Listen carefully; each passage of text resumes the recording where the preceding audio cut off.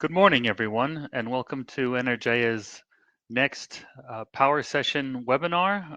Today's topic is on the potential role and impact of zero carbon fuels that are drop-in.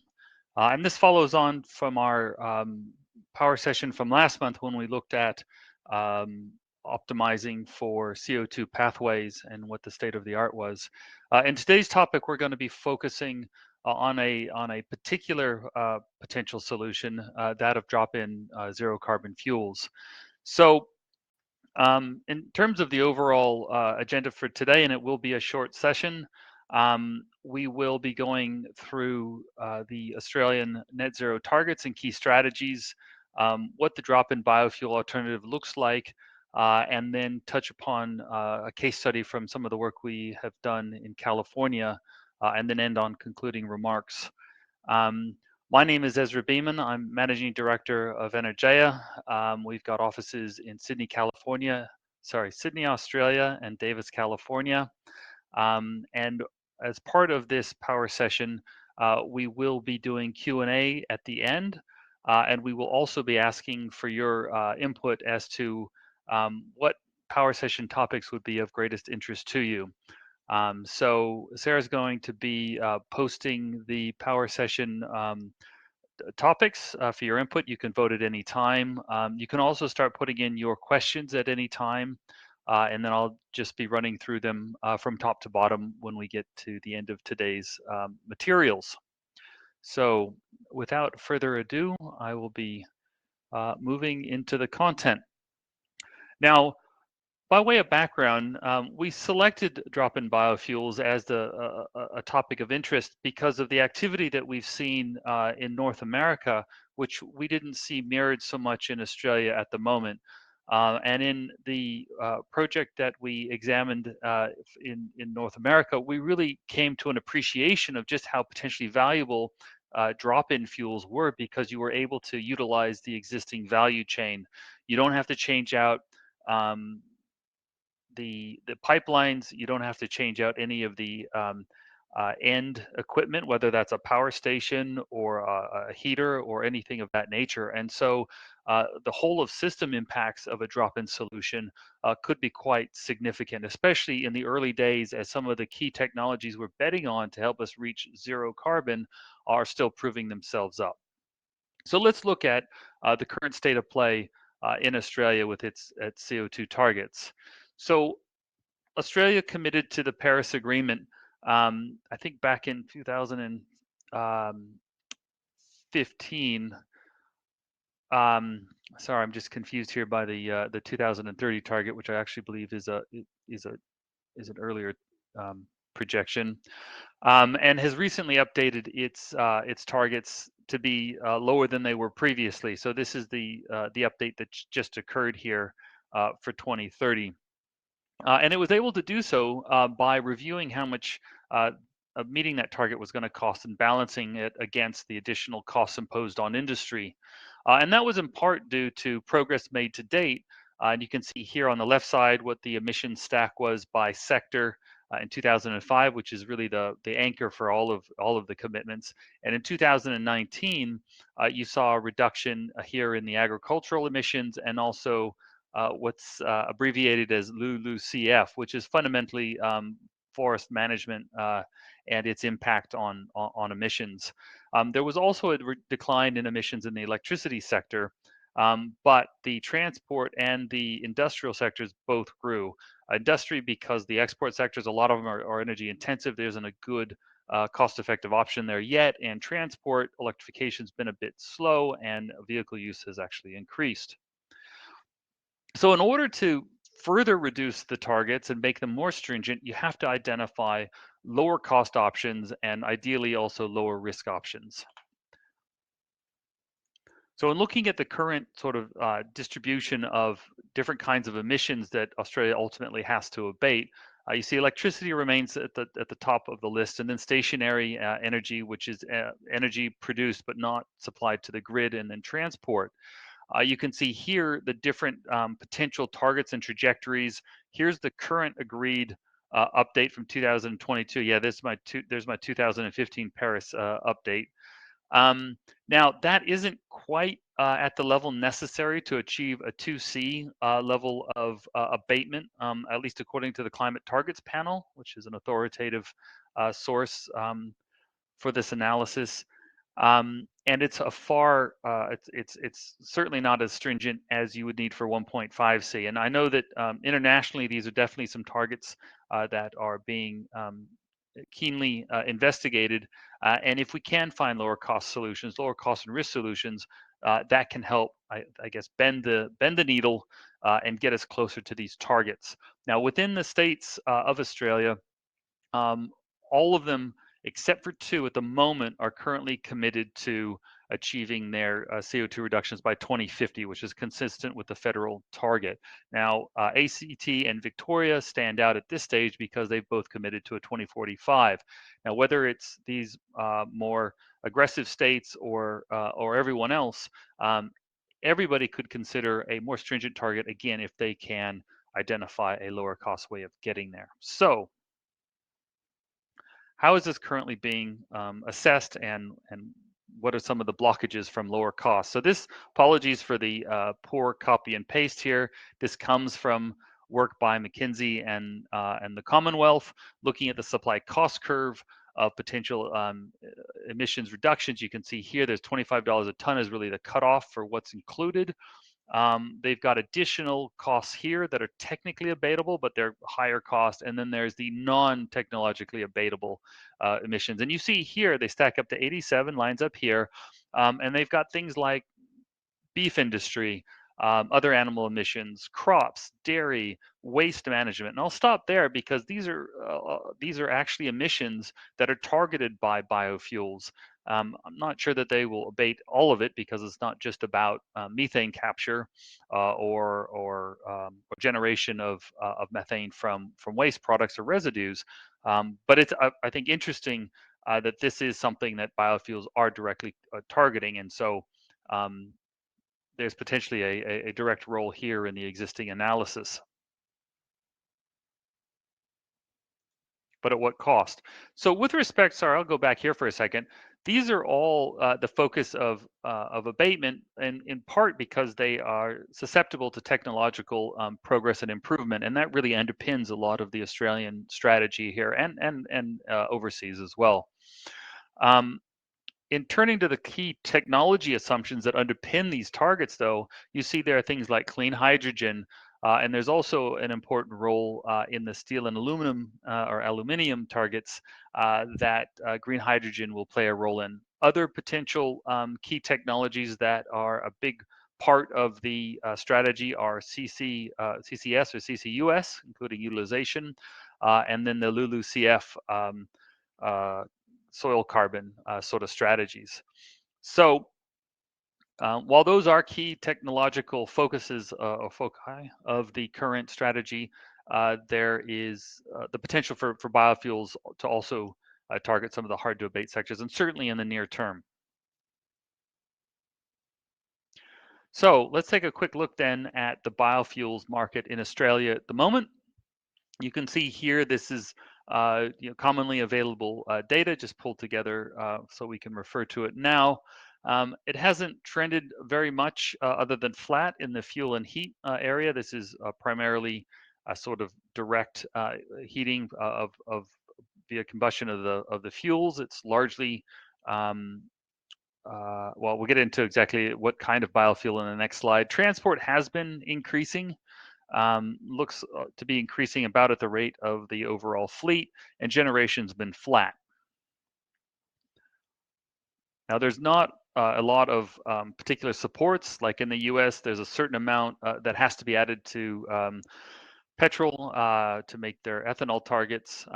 There are mandates in New South Wales and Queensland, but we understand that they're not binding. So if you look across the sectors themselves, most of the production goes into heating and fuel. We have here in terms of its share of total energy and consumption. And so heating and fuel is much greater than its use in electricity or transport. And this is an area where drop-in biofuels, particularly in transport, can be quite compelling, and in the heating and fuel as well. Burning them in power stations may not be as competitive as, say, renewable energy. In terms of the where what the relative size of the biofuels, it's mainly in bioethanol and biodiesel.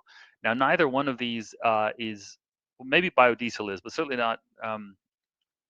Sorry, bioethanol and biodiesel. Bioethanol can be dropped into petrol, for example, up to a certain amount before it starts to foul the engines.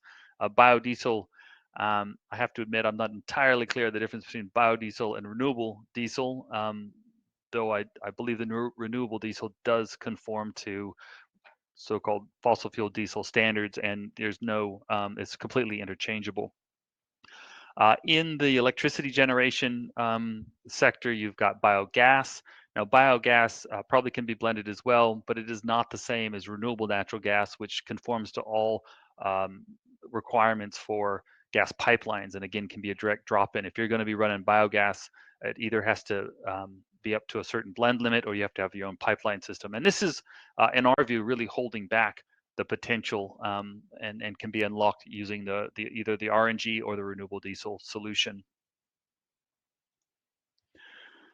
Another way of looking at the potential for these particular biofuels is in this sort of application chart. So green hydrogen is currently a key focus of the decarbonization strategy. And there are some issues with it in terms of hitting its cost targets, et cetera. And the updated plan relies a lot less heavily on green hydrogen than the previous plan did.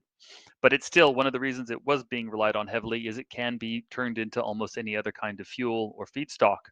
With biogas, bioethanol, and biodiesel, the current main products in the biofuel section, you see they're a bit hit or miss. Like, you can do direct drop in of some of the applications. Some of them are subject to blending limits. And then you've got the renewable solutions, which anywhere they're already being used, they are pure drop-ins. And so you can see together, they actually offer a wide coverage of most opportunities. They're not always going to be cost effective, and I think that's the key question, that more research and analysis is needed to sort of figure out, where they cost competitive, and where are they not. So here's a short slide on the different ways that renewable natural gas are developed, what the feedstocks are, what the processing steps are. Same for renewable diesel. I'm not going to spend a lot of time on it. It's here in the deck for those that want to read up on it, and it really is high level, just to give people an idea of how it's made. In terms of a relative cost, now this information comes from ARENA. We did do some of our own analysis around it to sort of augment it. And what you see is that here's current prices for natural gas and diesel, and you can see renewable natural gas has a wide range depending on the feedstock, depending on your assumptions around the cost of supply. Now, in the projection here, we've actually just taken the midpoint, and we've projected that forward. Very basic, very simple. So take with a grain of salt. Again, we're just trying to raise awareness here of what we think is a potential opportunity, and to start a conversation about the pros and cons.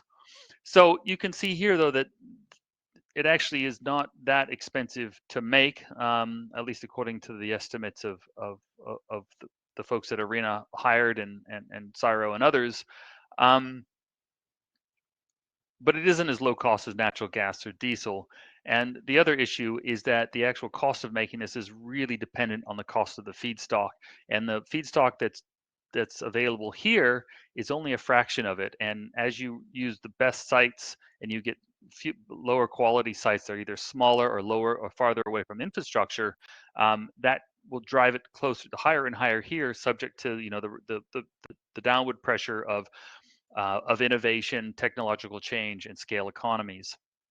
Now, what we did down here is we started at the current prices in Australia, and then we projected forward based on the work that we've done in California, which was looking at a expected future price there.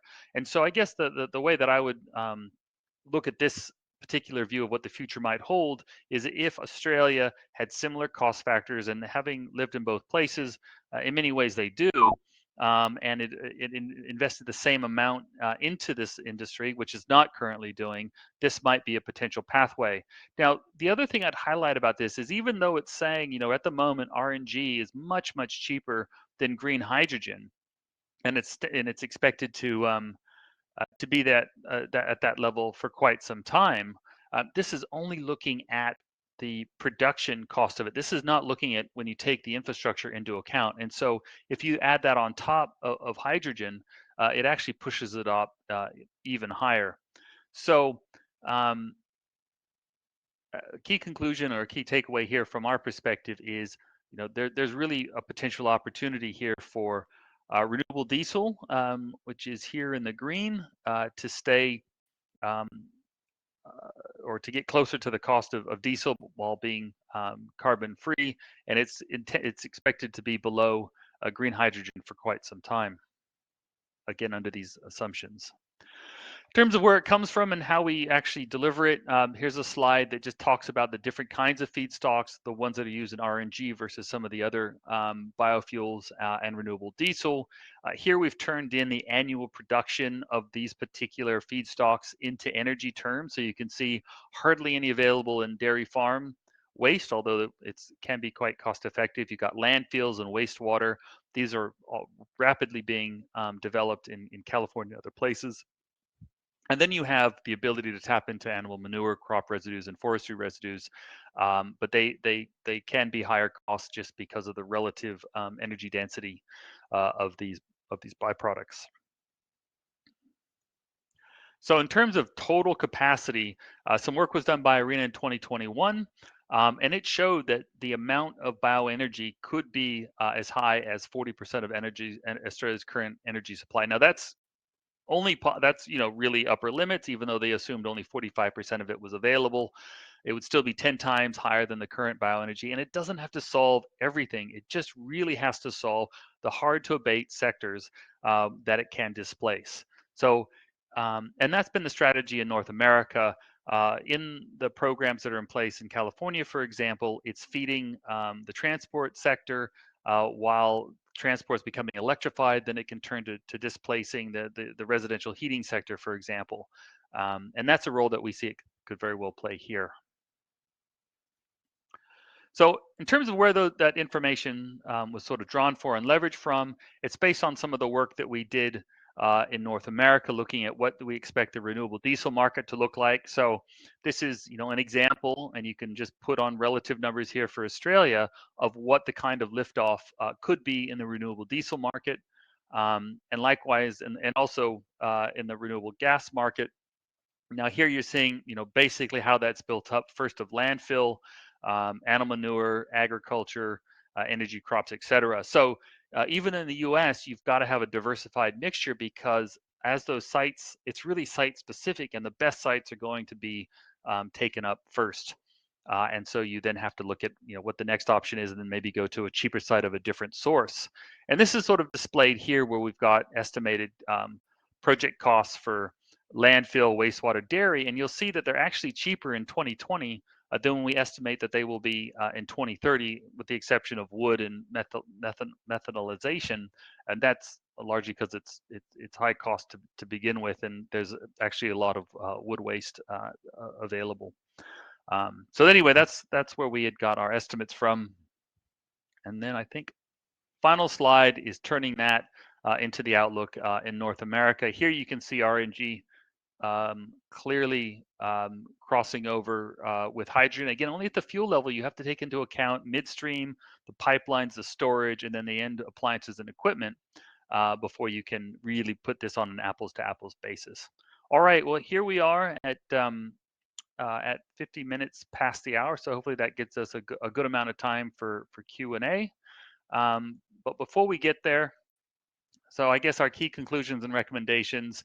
Our conclusions are that they could play a major role in reducing CO2 target achievement risks at lower cost. There is significant existing feedstock potential, but its relative development costs are not well understood. And assuming a comparable cost structure to the US, it would be lower cost than green hydrogen up to around 2030, just at the fuel level. You've got to take the midstream pipeline storage and the end equipment into account. And that will make it even more competitive for longer. So our key recommendations at this stage are to invest more in RD&D, including data sets and tools. The data sets just aren't as rich here You don't have the same level of information about the number of sites, what their output is, to make this market easier to analyze. And like all classic RD&D, it's important you prime the market, maybe via CO2 certificates or more targeted enforced mandates, and review federal and state CO2 targets in light of potentially lower cost, lower risk options. All right, here we are. So looks like we're getting people voting on the potential next topics. And I think now I think we'll have to come back to the polls because they keep changing. And we'll just go into Q&A. So let's have a look. Do we have any brave souls out there ready to ask some questions?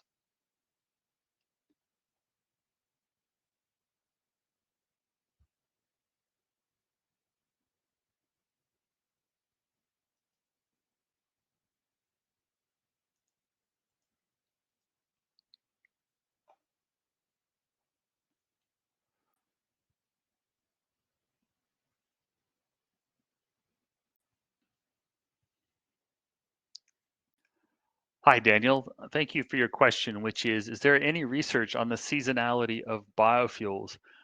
You know, I have not seen that, and I know how important seasonality is for something like heating or electricity transport generation or transport for that matter. Um, and a lot of the sources like ag are going to have a seasonality component, and they're going to be tough to store as well. I think others like waste is a 24 by 7 sort of production. So whether it's landfills or wastewater, that's probably a much smoother output, which would be more like a base load. But in the research we've done, we've not seen that come up so much as an issue. A lot of other issues, of course.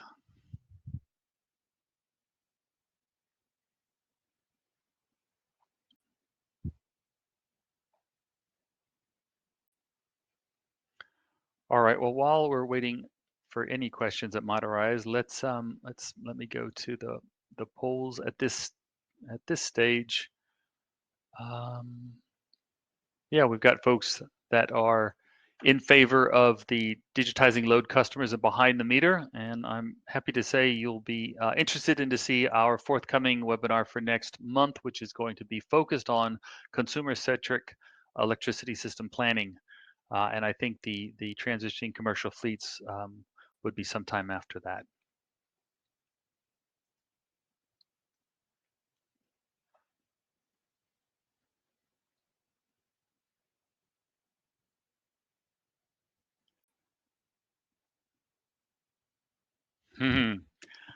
Hi, Richard.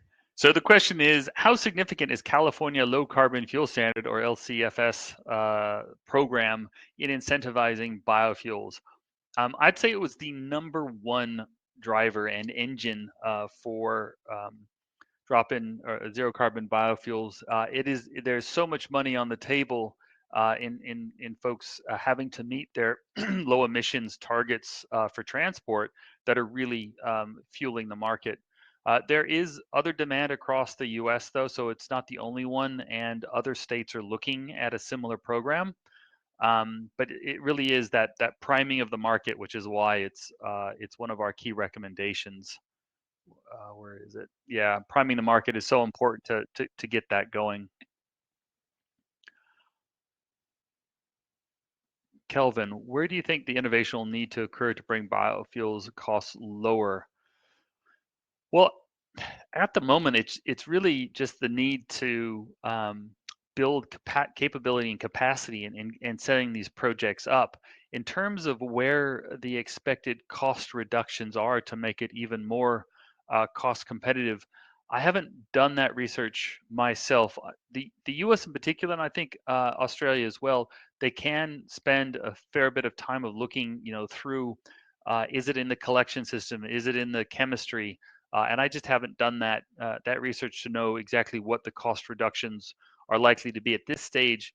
To me, near term, it really is around industry capability and capacity development, just learning, taking best practices from places like the US or elsewhere, and deploying it into Australia, identifying the best sites, better optimizing systems around collection and delivery. That's where I'm expecting the key innovations to occur in the next 5 to 10 years, next 5 years at least. And certainly, hopefully, we'll get some projects that will allow us to go a bit deeper on the fundamental innovations that could be applied. But right now, I think there's just a big potential opportunity, especially if there was a market obligation or somehow subsidies focus on this, um, to just unlock the amount of latent potential that exists.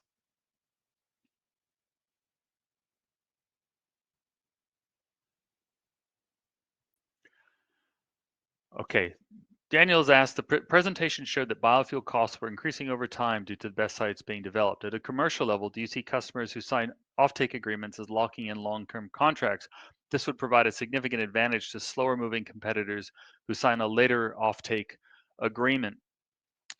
Yep, it's that classic trade-off of, do I sell now or hold out for higher prices? And some of that you can analyze via the value, the cost of money, and having a dollar in your pocket now versus another time. Um, and all I know is that people are securing these outputs. Part of the reason for doing it, particularly around municipal waste and landfills, is that these sites are contributing to greenhouse gases, and so there's a driver on the owners of these typical municipalities to do something about it. Plus, they actually get to tap into some money. And yes, if they held off, the marginal price should go up. Um, but if you have to wait 3 years for that and you want the money now, those are considerations. So we're seeing it happening, but I think the dynamic you call out is one that it's going to be live in the market.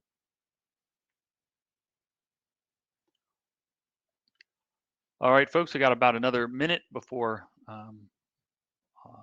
we'd aim to close down this session. Really appreciate everybody's attendance. I hope you got something out of this, and we'd love to hear from you to continue the discussion, or to answer any questions.